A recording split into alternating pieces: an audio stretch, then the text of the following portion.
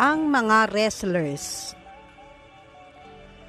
Nang pumasok sina Krishna at Balaram sa arena, narinig ang tunog ng iba't ibang banda na nag-aanunsyo ng laban sa pakikipagbuno.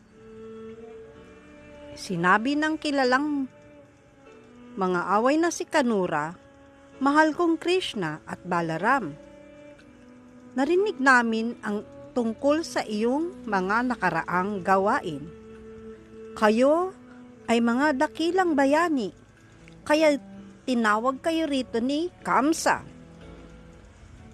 Ang hari at ang lahat ng tao rito ay nais makita ang pagpapakita ng inyong kakayanan sa pakikipagbuno.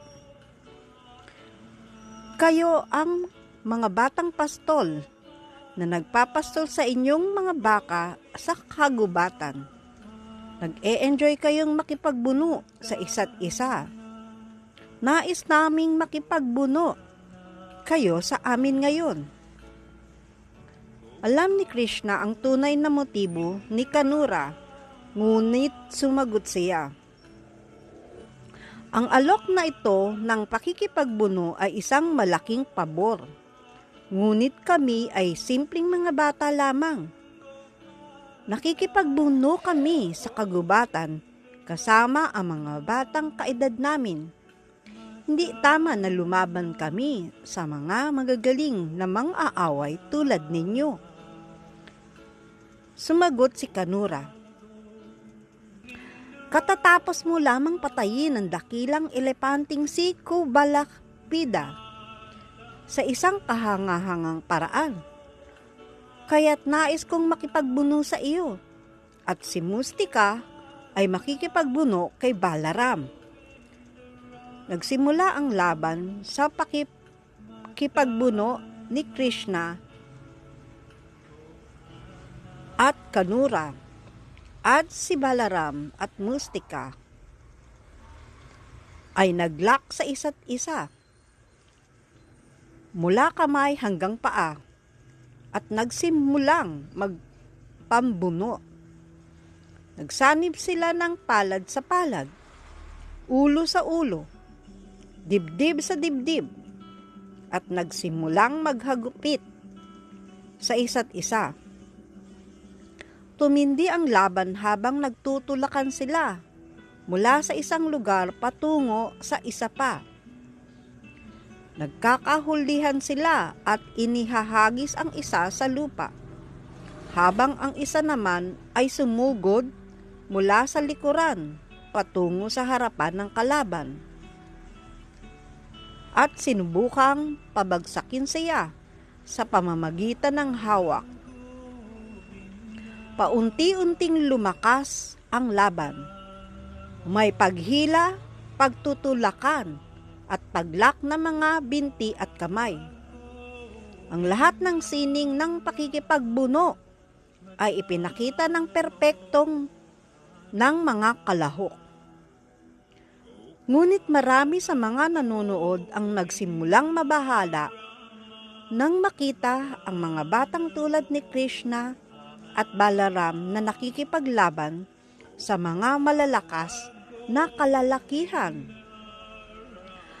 Nang ang mga babae ay nagsimulang mag-alala para kay Krishna, nagpasya si Krishna na hindi na ituloy ang pakikipagbuno, kundi patayin na lamang ang mga mang-aaway kaagad. 3 beses sinuntok ni Krishna si Kanura gamit ang kanyang kamao. Napahinto ang dakilang mga away, ngunit umatake pa rin siya kay Krishna, tulad ng isang lawin na sumasalakay sa isa pang lawin. Nagsimula siyang humataw sa dibdib ni Krishna, ngunit si Krishna ay hindi natinag. Tulad ng isang elepanteng hindi apektado kahit tamaan ng isang korona ng bulaklak. Agad na hinawakan ni Krishna ang 2 kamay ni Kanura at paikot-ikot sila ng paikot Namatay si Kanura dahil sa aksyong iyon at ibinagsak siya ni Krishna sa lupa. Hinataw ni Balaram si Mustika na nagsimulang manginig at bumagsak na parang isang puno na natumba ng isang bagyo. Pagkatapos mamatay ang dalawang mga away, sumulong ang isa pang mga away na nagngangalang Kuta. Agad na pinatay siya ni Balaram nang walang kahirap-hirap. Sumulong naman ang isa pang mga away na si Sala at agad siyang sinipan ni Krishna at nabasag ang kanyang ulo.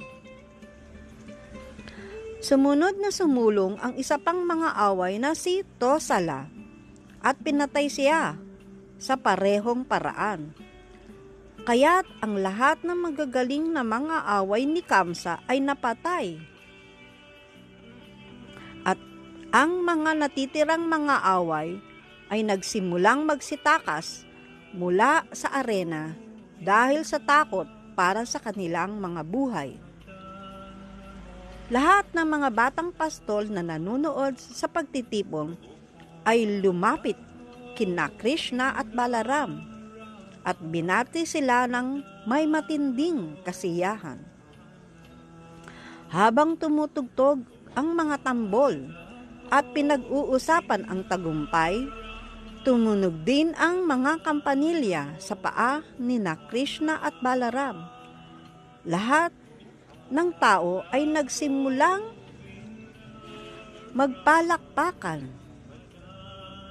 ng may matinding tuwa, maliban kay Kamsa na malungkot na malungkot.